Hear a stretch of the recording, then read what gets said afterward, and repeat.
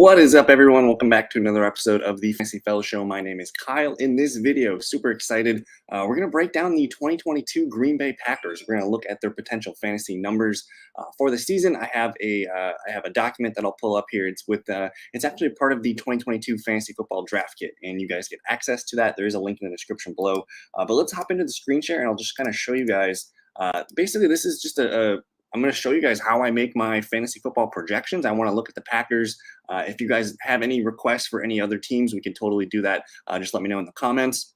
And hey, if you guys are new, definitely subscribe to the channel, like the video, all that stuff. It helps the channel grow. So what we're looking at here, this is my Google Sheet document. And I've been doing projections basically since 2017. And what we're looking at the top here is basically I kind of just log the total team stats each year. And then it's correlated with all the numbers going back to 2017. And what I do here is essentially I want to look, but before Packers, we're going to be breaking down in just my process of projections. I just kind of want to show what I'm looking at for the Packers and who I'm projecting that I'm going to be targeting for fantasy. But how I do this is it really helps when I have continuity. So like we know Matt LaFleur has been the coach the last 3 years. I have 3 years of data where I can kind of analyze and I can kind of project what I think the passing ratio and the running ratio is going to be. So that's kind of where I start. And basically last year, if we just look at what they did last year, again, 13-4 on the season, they ended up throwing the ball almost 600 times, ran the ball almost 450 times for a grand total of 1,039 plays. So I kind of know roughly that's going to be where I'm kind of projecting as many plays. I actually have the Packers running a little bit more plays this season. And essentially what I do from there is I kind of just plug in the numbers from last year, and then I decide to go, okay, I'm going to go up or down. And the reason why I am projecting 480 rushing attempts for the Packers this year is I think just with the personnel that they have, no Devontae Adams, and we're looking at all these questionable wide receivers here that aren't really legit wide receiver ones or twos for that matter. I think you're going to see the Packers lean on the running game a little bit more. So what I did, I plugged in roughly 480 carries for the team as a total. That's up roughly 34 total carries from last year. And then I did dip the passing numbers down a little bit, nothing drastic. And then from there, that's when I begin to kind of unfold things and show you guys, I guess I'll start with the Aaron Rodgers projection. So Rodgers last year, 531 passing attempts. He threw 366 completions, about just under 69% completion rate. And the numbers that I find to be the sticky stats are this one, the passing percentage, completion rate. And then I also look at yards per attempt. And we have a few seasons of data with Matt LaFleur. So basically the last 3 seasons with Rodgers under Matt LaFleur, he threw the ball again, some of these numbers include Jordan Love from last year, but roughly 68% completions, 70% back in 2020, and 62% back in 2019. That was LaFleur's first season. So the outlier there is kind of 62%. So we're probably going to be somewhere in the middle there, 67 to 70%. I ended up with Rodgers going roughly 68% completion rating. And then from there, you can kind of see the numbers of the average passing attempt. That this is a number that's going to help me find my yards. So I want to see how many passes we're completing. And then from there, I can find out basically how many yards to project by looking at the average. So what I did here is last year, 7.63 yards per attempt, 8.17 back in 2020, and 7. So I know it's going to be greater than 7. I actually just increased the numbers a little bit just because losing Marquez Valdes-Scantling, but you're plugging in a guy like Christian Watson. You got some other deep threats on the field there as well. So I went with basically, we kind of like matched the total of passing yards last season, but we're going to increase the rushing yards. So for Rodgers, I have him, again, throwing the ball about 68%, 4,335 yards, and I have him at 34 touchdowns and 6 interceptions. Now, those are the big variables. Those touchdowns are the most difficult thing to project for fantasy football. Last year, the Packers threw 39 touchdowns. The year before that, 48. And then that first year with Matt LaFleur, they threw 26. So what I'm doing here is I'm kind of projecting somewhere in between what we looked at last year, again, 39, and then that first year under Matt LaFleur where the Packers ran the ball very efficiently. Aaron Jones led the league in touchdowns that year. So between 26 and 39, I ended up with about 35 total. I did give a couple starts to Jordan Love. Basically, when I do my QB projections, I got to give almost a full game to the backup. You never know. Sometimes things happen. A guy comes out for a quarter, he misses a game 1 week randomly. But for the most part, I do have Rodgers playing similarly to what he did last year. I think he's going to be just as efficient, maybe not as many touchdowns, and basically kind of the same as last year, but we're going to see more attention on the running game. And I think that could really help the passing game.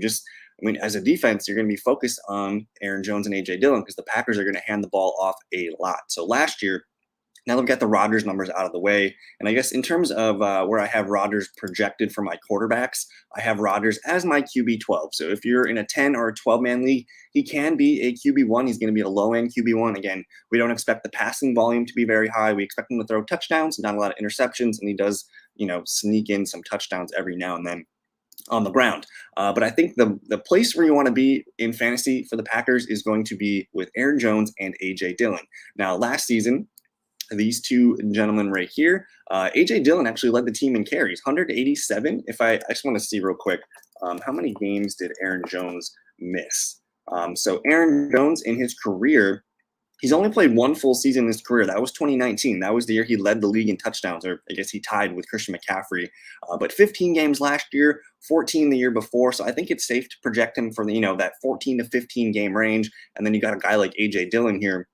Played the full season last year. He did get hurt in the playoff game, but I think he's good to go. And that's kind of why you see A.J. Dillon led the team in carries, led the team in yards, led the team in rushing touchdowns. But Aaron Jones, the massive receiving weapon. So kind of what I did this year is, again, I boosted the rushing numbers for the Packers overall, and I have both these guys going past their numbers last year. So I do have Aaron Jones here with 190 rushing attempts. That's up from 171 last year. So that's basically a game and a half more. And again, he played, 15 games last year. So I have him, playing 15, 16 games with just a little bit more, maybe 3 more carries per game.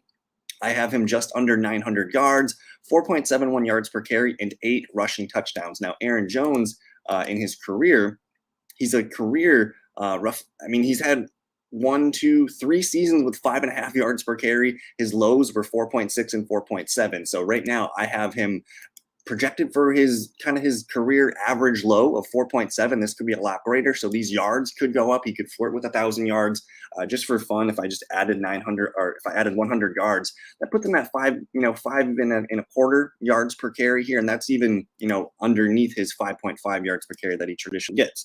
So there's a range here of 900 to 1,000 rushing yards for Aaron Jones, assuming he plays 15, 16 games.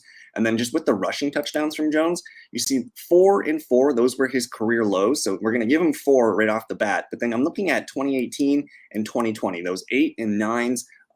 Those were seasons where Jamal Williams was present. And again, Aaron Jones didn't play the full season in those games. So I'm thinking that 8 to 10 range is probably a safe spot for rushing touchdowns for Jones. I did throw in a fumble in there just to keep it honest. He does have a fumble. I think he had a fumble last year. Not the year in 2020, but then he had 2 in 2019. But anyways, I do like Aaron Jones quite a bit this year as a running back 1 for you. But let's get to A.J. Dillon here. And A.J. Dillon last year, 187 total rushing attempts, 800 yards, 4.29 yards per carry, and 5 rushing touchdowns. This year, I boosted him up just a little bit. I gave him 10 more carries. Again, he did play a full 17 games last year, so this kind of factors in maybe him missing a game or 2. But either way, I expect him to be used very similarly to what he did last year. And if you look, 187 total attempts, divide that by 17. I don't know what that gets you per game, but you can see down the stretch here, you see a lot of double-digit carries games. You had 1, 2, 3, 4, 5, 6, 7, 8, 9 games with double-digit carries. I think that's going to be a little bit greater this year. You're probably going to see 10 to 12 games of double-digit carries, and the Packers are just going to lean on that running game. So I have them just going for almost 200 carries, 875 rushing yards. And then I do think he's going to be the preferred goal line back this year. So I have him in there at 9 rushing touchdowns. And A.J. Dillon in his 2 seasons, 5.3 yards per carry, 4.3. I kind of have him somewhere slightly in the middle there, just on the lower end, 4.42. But man, you could logistically, it could be 2 1,000-yard backs for the Green Bay Packers. And we've seen Matt LaFleur kind of do that kind of double back system back with the Tennessee Titans when he was there for a year. So I think both guys are going to flirt with 900 to 1,000 yards rushing. Both guys can get 8 to 10 rushing touchdowns, but I think the most important thing for both guys for fantasy is going to be the passing volume. So last year, Aaron Rodgers attempted 37 targets to Dillon and 65 to Jones. That's about 102. This year, I'm projecting that number to go up a little bit. I have it basically 112, so I've increased it by 10. Not too much. I think I might actually be a little bit low on that. But Aaron Jones, 65 targets last year. I have him at 71 this year. AJ Dillon, 37 targets. I have him at 41. So both guys a slight boost. And again, I could be even a little bit low on that. And then I have both guys beating their total receptions from last year. Basically, Aaron Jones, 450 yards on the through the air, 4 receiving touchdowns. He actually caught 6 last year, so that could be I could be low on that. With Davante Adams out, we could see Aaron Jones just kind of go nuts. In 2020, Jones did get 2 receiving touchdowns. Back in 2019, he did get 3, but Rodgers threw a total of 8 touchdowns to the running back. And I think that's kind of the number that I'm interested in. Under LaFleur, Rodgers had 8 running back touchdowns. And then 3, and then last year it looked like he had 8. So somewhere in that range house, I have him at 6. It could be 6 to 8 again here, but again, I think the best fantasy take I have for you guys with the Packers is to target the running backs. Aaron Jones is a fantastic second-round pick. He's best. Like when you draft Aaron Jones, you kind of want him in your RB2 slot. That's where he looks the best. But man, I think AJ Dillon's going to return running back 2 value. And again, last year, he did play full season. This is kind of his baseline here. He averaged 11 fantasy points per game. But just look at some of the numbers here. I know, the 7 and the 8.6 and the 7 are not great. But basically from week 9 on, man, you see 13 points, 26.8, 15, 20. There's the 7, a 10, an 8.6, a 22, and a 7. Essentially, the numbers that I'm looking at here, and again, if there's more rushing attempts, more touchdowns, more receiving work for A.J. Dillon, you're looking at a guy here who has a super safe floor. I mean, minimum, he's going to get you 7 to 8 per week. You leave him in there, and you might be able to get a 20. You might be, flipping a 15 or something like that. But I think this last half of the year, they really put a focus on him. And just look at the receiving usage from basically the first half of the year, not really getting a lot of work here. He did have a nice game against Cincinnati, but after week 9, you see, I mean, the guy was getting, upwards of 4, 5, 6 receptions in games here. So he is a receiving weapon. And I believe, again, last year, Packers' best players on offense, clearly Davante Adams. After that, it was, again, Aaron Jones and A.J. Dillon. These guys just move up a notch there. I think they are the premier fantasy targets. A.J. Dillon, a 6th round pick, I'd take him as high as, 61st, 62nd overall, kind of in that range. I love taking A.J. Dillon in the 6th round. Some backup guys here. Again, I just kind of gave some loose numbers here. I always project 5 running backs for each team. So Kylan Hill, Tyler Goodson, and Patrick Taylor will be my candidates to make the roster, and not too much, workload coming from these guys because we expect Jones and Dillon to be the hammers. But I think what everyone came here for in this video is to talk about the wide receivers. We already covered Aaron Rodgers, and basically before I start projecting wide receivers, I always start with the quarterback numbers. Those are easier to project, and then once I get kind of the whole pie, then I can start slicing things and putting them in the receiver buckets. So last year, I mean, Davante Adams leaves behind 169 targets, 1,500 yards, 11 touchdowns, and 123 total receptions. Now, that kind of number, not going to be replaced with just one guy. You're going to see that replaced by several guys. So Packers go out, they draft Christian Watson, they sign Sammy Watkins, they draft Romeo Doubs, and Samori Toure, an interesting guy here who could be a fun special teamer. But essentially, Rodgers last year to his wide receivers, he ended up throwing the ball 364 total attempts. This year, I have projected to his 7 receivers 354. So a little bit less on the receiver end here. As far as tight ends go, I have the tight ends projected for 108 targets. Last year, he had a slew of tight ends, and they had 99. So basically what I did is I took a little bit off the top of the receiver numbers, put those towards tight ends and running backs. And again, I think that's going to be the focus because Packers fans, like, it's okay. We're not going to have a wide receiver one like Davante Adams, but you're going to have Matt LaFleur scheming a lot of things. I think you're going to see Aaron Jones and A.J. Dillon on the field a lot together. I think you could argue that Aaron Jones is the best receiver on this team as well. So expect Aaron Jones and A.J. Dillon to be the focal point of the running game and even in the passing game in some games. And then you're going to see Matt LaFleur have a lot of fun drawing up plays. I think Allen Lazard is going to lead the team in snaps and targets.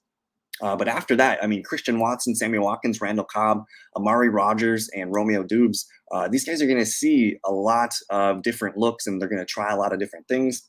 And basically, it's going to make it difficult for defenses to project what's going on or what's going to happen. Because, one, you have to respect the run. But, man, if you have Christian Watson on the outside, Allen Lazard on one side, and then you slide in Aaron Jones into the slot, and you got A.J. Dillon in the backfield.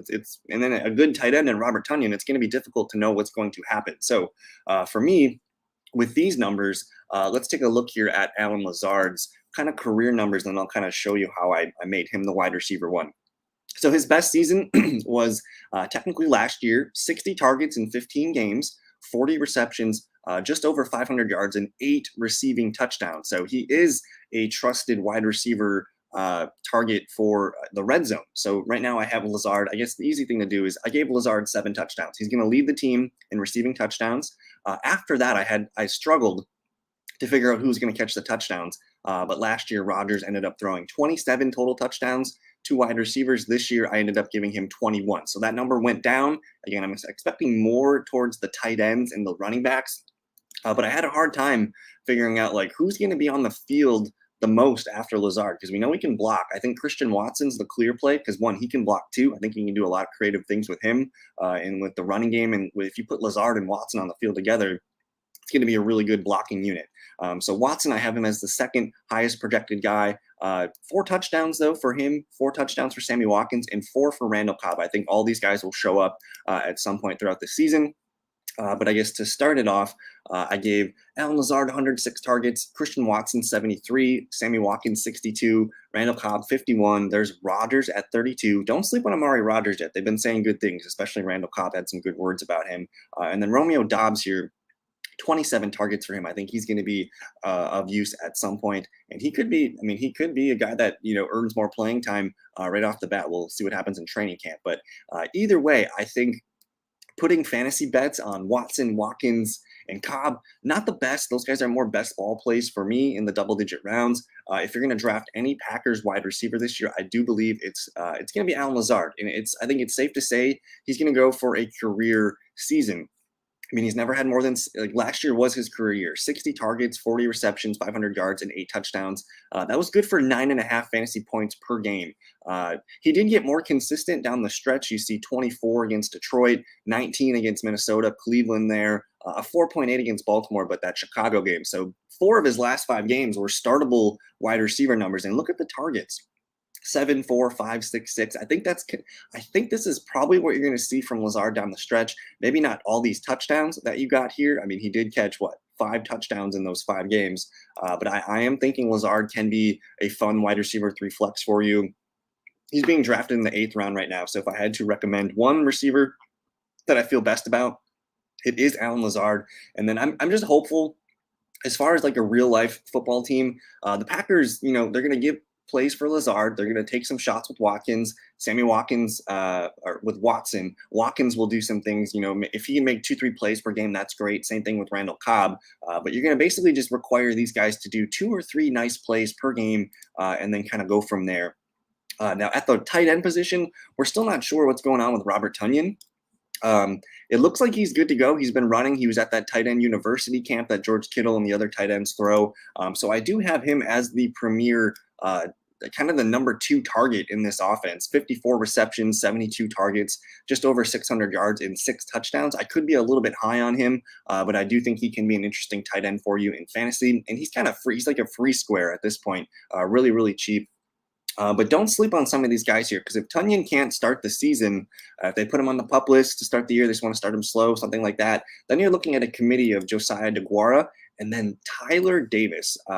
Outside of Packers camp and mini camp in OTAs, this was the most talked about name that I think that I saw. Tyler Davis impressed people down the stretch last year. He did a couple of, he had four catches for 35 yards in a couple games last year, but apparently he is looking like one of the breakouts of summer camp so far. So keep an eye on him. But again, I think it's safe to expect Robert Tonyan can be that number 3, number 4 target behind Lazard and the running back. So that's kind of the main breakdown here of the Packers fantasy numbers. Let me know what you guys think in the comments. And then if you're still here, I'm going to do a fun, let's take a peek at the Packers schedule. I just want to, let's just make some projections here and see where I think the Packers could be finishing record-wise this season.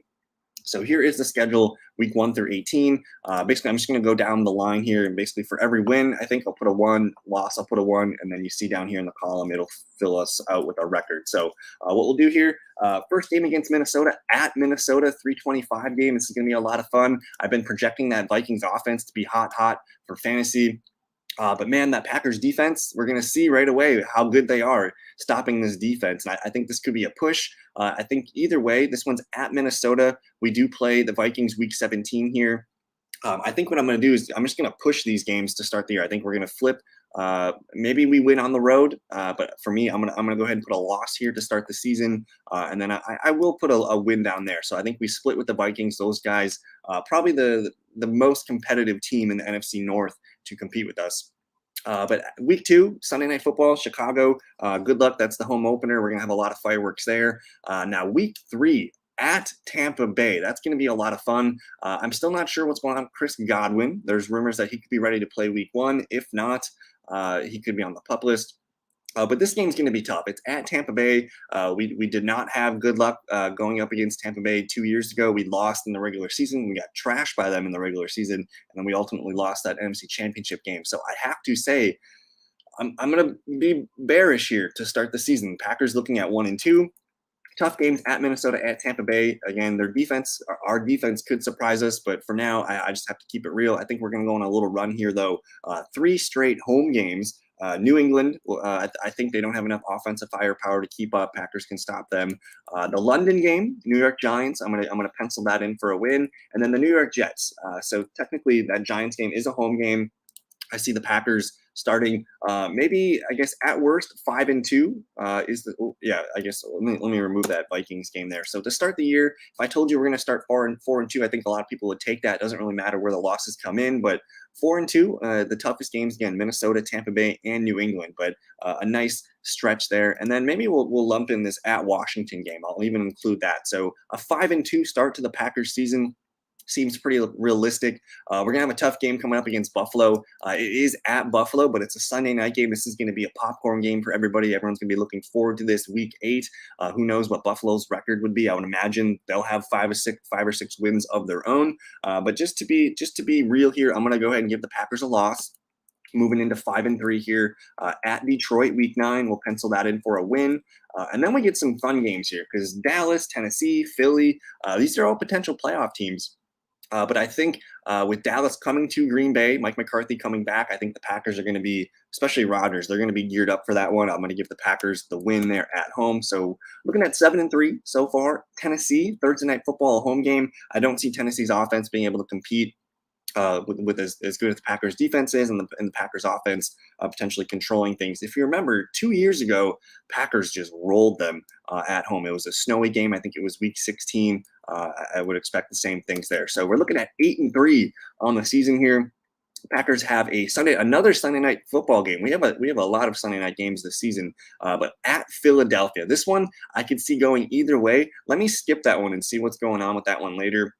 But man, I like Jalen Hurts. I love A.J. Brown. The running backs are a committee. Dallas Goedert. That could be a really frustrating game. And 2 years ago, when Jalen Hurts finally took over for Carson Wentz, he came in for Jalen Hurts came in for Wentz in the middle of that game, and he actually, came back in that game. So he could provide the Packers some problems. I think as far as the Packers defense, they're going to probably struggle with some of these running quarterbacks. Thank God they only play one of them.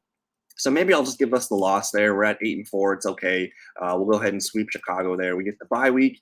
And then the 4-game stretch to end the season. Rams, Dolphins, Vikings, Detroit.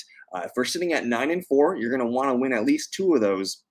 Finish up the season minimum 11-6. But Rams, Monday Night Football, I think I'm going to pull the Packers in this one here.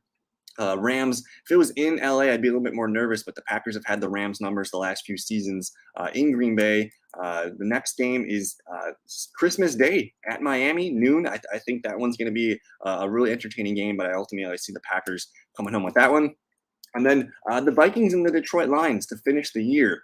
Again, I had the Vikings take the first game of the year. We'll see if the Vikings can pull it down. Again, it is in Green Bay though, so I'm gonna take the Packers. And then the Detroit Lions, time to be determined here. We'll see what happens. That is, if the Lions are in playoff contention, maybe they can put that into a primetime game. But I'm gonna give the Packers the W there. 13-4, and I guess if that's the best case scenario, again, we'd be losing to Philadelphia, Buffalo, Tampa Bay, and Minnesota. Sure, I guess as a worst case scenario, maybe we lose that Rams game 12-5. I think that's realistic. And then who knows? Maybe we lose to the Vikings again. I think somewhere in that 11-6, 13-4 range. Packers are looking at 11, 12, 13 wins. But that's going to do it for this video. A lot of fun.